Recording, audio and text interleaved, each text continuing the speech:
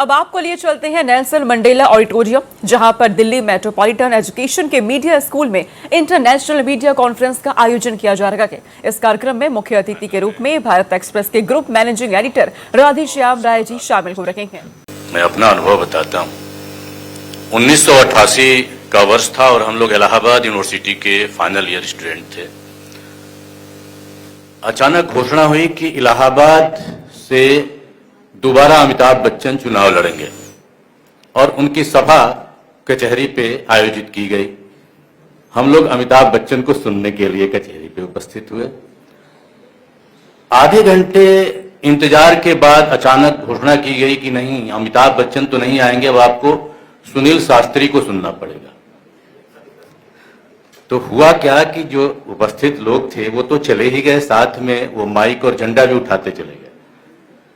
तो ऐसी समस्याएं पत्रकारों के साथ ये रोजाना होती हैं। हम लोग तो प्रैक्टिसिंग जर्नलिस्ट हैं, यहाँ तमाम प्रोफेसर्स हैं जो पत्रकार बनाते हैं।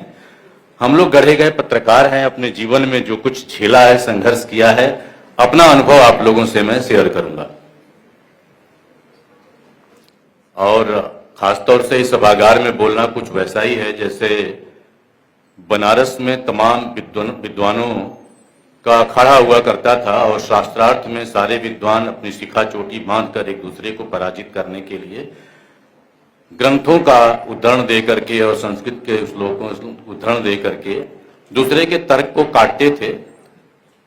तो कबीर दास भी वही थे। तो उन्होंने कहा कि संतो भाई आई ज्ञान की आंधी रे।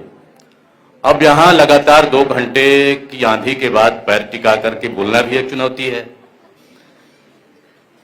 तो मैं आपसे ये कह रहा हूं कि जो पत्रकार होता है उसके सामने, देखिए, ये प्रोफेशन तो है लेकिन प्रोफेशन से ज्यादा ये पैशन है। ये आप लोग प्रतिदिन दोहराते भी होंगे और आपके शिक्षक बताते भी होंगे। लेकिन पत्रकारों के साथ बहुत सारी चुनौतियां प्रतिदिन होती हैं और एआई के जमाने में अर्थ का अनर्थ हो रहा है। लेकिन ये नहीं है कि ये अनर्थ पहले नहीं होता था, पहले बहुत सारी चुनौतियां थी। एक वाकया है, हिंदी के बहुत बड़े लेखक हुआ करते थे उपेंद्र नाथ अश्क। उनकी कहानियां आप में से कईयों ने पढ़ी होंगी। लेखन से उनकी जीविका चलना आसान नहीं था।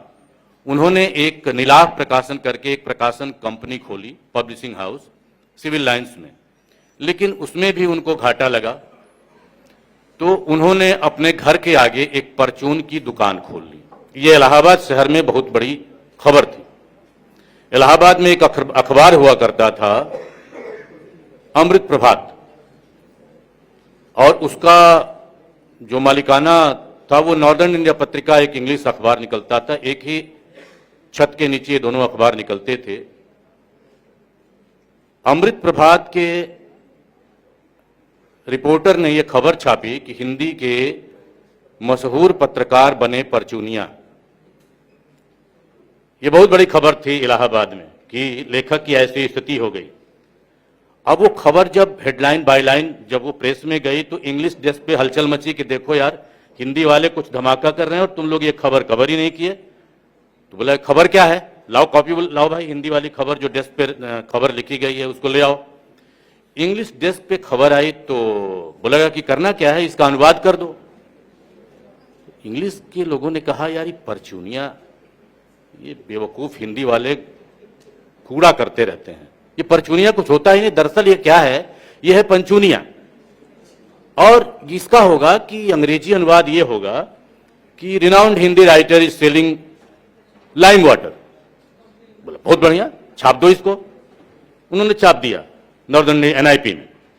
जब ये खबर छप गई तो इस खबर की सूचना दिल्ली पहुंची। अगले दिन दिल्ली में ब्यूरो हेड ने कहा कि आप लोग हिंदी अखबार और अंग्रेजी अखबार, ये मैं कुछ अखबारों, कुछ संस्थानों का नाम ले रहा हूं, डिस्क्लेमर में बोल दूं कि मैं उनको कुछ क्षति पहुंचाने या उनको अपमानित करने के लिए सब बातें नहीं बोल रहा हूं, प्रसंगवश ये नाम आएंगे।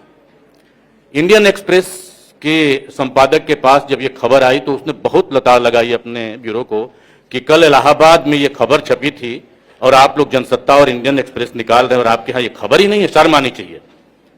फिर खबर मंगाई गई डेस्क पे।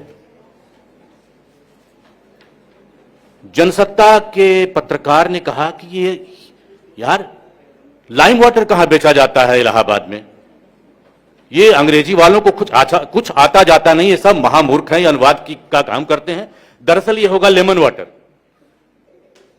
तो इसका अनुवाद होगा कि हिंदी के प्रमुख साहित्यकार इलाहाबाद में नींबू पानी बेच रहे हैं। तो देखिए बात कहां से शुरू हुई और कहां तक पहुंच गई।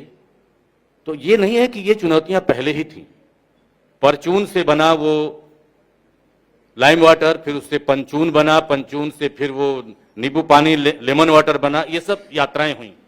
तो ये आज भी होता है। अगर एआई के भरोसे आप बहुत सारा काम करेंगे और हिंदी और अंग्रेजी आपस में करेंगे तो ये सब चीजें होंगी। इसलिए एक प्रैक्टाइजिंग जर्नलिस्ट को अपनी मेधा, अपने अध्ययन पे भरोसा करना होगा। आपको रोज कुछ सीखना होगा। अध्यापकों का, प्रोफेसर्स का सिखाया हुआ फील्ड में जब आप उतरते हैं तो काम नहीं आता है, क्योंकि ये एक ऐसा फील्ड है जिसमें कहा जाता है कि अगर आप सफल हुए तो कितना सफल होंगे इसकी कोई सीमा नहीं है, बाउंडलेस सक्सेस है।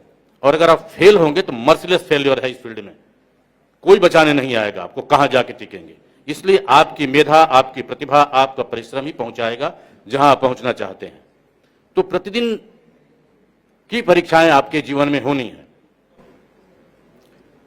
आप किसी भी रिपोर्टिंग में जाएंगे, मैं अपना एक और अनुभव बताता हूं। जवाहरलाल नेहरू विश्वविद्यालय में पीएचडी कर रहा था। हमारे प्रोफेसर थे, मेरे शिक्षक गुरुवर डॉक्टर नामवर सिंह, आप लोगों ने नाम सुना होगा। ये बात है एमए फाइनल ईयर की। एमए फाइनल ईयर का रिजल्ट नहीं आया था, तब तक मेरा नेट और जेआरएफ हो गया। उन्होंने कहा कि ऐसा करो, बोरिया बिस्तर बांधो, तुमको तो मैं एकेडमिक्स में आने नहीं दूंगा क्योंकि तुम्हारा काम अलग तरह का है और तुम्हारे माँ बाप से बेहतर मैं तुमको जानता हूं, तुम जाओ मुंबई और जाकर के वहां काम करो। मैं मुंबई पहुंचा, कोई संपर्क था नहीं। अपने गुरुदेव से ही कहा कि मुंबई तो मेरे लिए अनजाना शहर है, आप ही कुछ रास्ता बताइए। उन्होंने कुछ लोगों को चिट्ठी लिखी। मैं पहुंचा विजय आनंद साहब के पास, देवानंद के भाई। कहते हैं कि माना जाता है कि वो फिल्म इंडस्ट्री के सबसे अच्छे स्क्रीन प्ले राइटर थे। मैं उनके यहां कुछ दिन रफ फेयर किया, फिर इसके बाद में बालाजी प्रोडक्शन में काम करने लगा। उन दिनों कहानी घर घर की सीरियल स्टार प्लस पे टेलीकास्ट होता था। उसमें एक प्रोमो बनना था। प्रोमो ये था कि ओम और पार्वती लीडिंग कैरेक्टर थे। दोनों में आपस में पहली बार रामायण की कथा पर आधारित धारावाहिक रहा है, आप लोग जानते होंगे। ओम का कैरेक्टर जो था राम का था, पार्वती का कैरेक्टर सीता का था। दोनों में पहली बार उस सीरियल में दिखाया गया कि पति पत्नी में अनबन है। जो मालकिन थी बालाजी टेलीफिल्म्स की, उन्होंने एक लाइन दिया।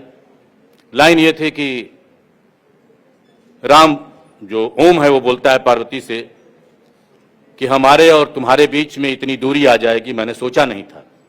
तो अब पार्वती क्या बोलेगी, उसकी लाइन क्या हो गई, ये प्रोमो में लिखा जाए।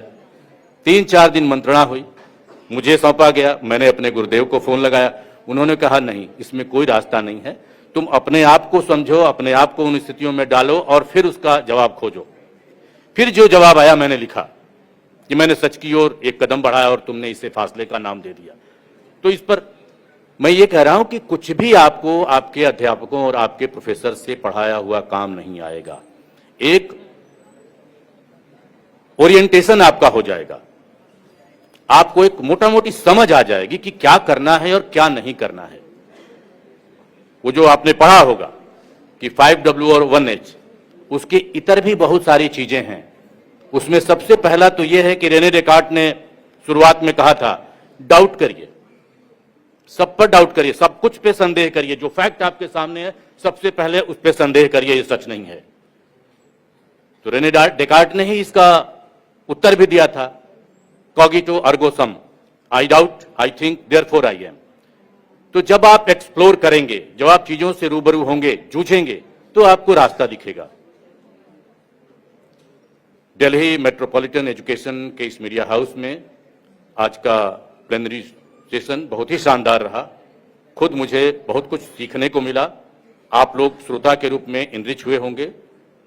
मैं दिल्ली मेट्रोपॉलिटन एजुकेशन के इस मीडिया हाउस को शुभकामनाएं देता हूं। आप तमाम लोगों को ढेर सारी शुभकामनाएं देता हूं। आप आगे बढ़िए और इस संस्थान की कीर्ति पताका के ध्वजवाहक बनिए। बहुत बहुत धन्यवाद।